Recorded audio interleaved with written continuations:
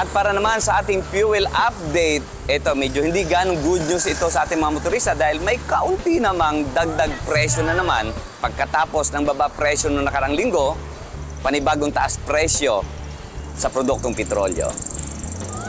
May kunting paggalaw sa presyo ng produktong petrolyo ngayong linggo, nagtaas ng 10 sentimos ang dagdag presyo sa gasolina, kerosene at diesel. Sa ngayon, ang presyo ng kanilang diesel dito sa Fusion Sulweta, ang kanilang diesel ay nasa 55.40 bawat litro at ang kanilang namang gasolina ay nasa 59.45 hanggang 60.47 bawat litro. At dito naman sa Shell Sulweta pa rin, dito sa may highway, ang kanilang diesel ay nasa 59.54 hanggang 63.89 bawat litro. Ang kanila namang gasolina ay nasa 63.94 hanggang 68.45 bawat litro. Dito naman sa Fuel Star, ang kanilang diesel ay nasa 51.50 bawat litro at ang kanilang gasolina ay nasa 57.80 hanggang 58.30 bawat litro.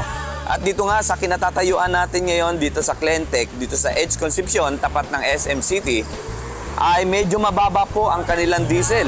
Ang kanilang diesel ay nasa 51.60 bawat litro at ang kanilang gasolina ay medyo mababa din ito. Nasa 57.90 hanggang 58.40 bawat litro.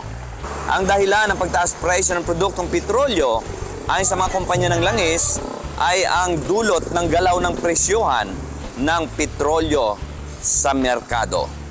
At yan ang ating fuel update kasama si Angel Mar Bumanlag at si Jeff Gonzalez. Smile Supetran III para sa balita, unang sigaw.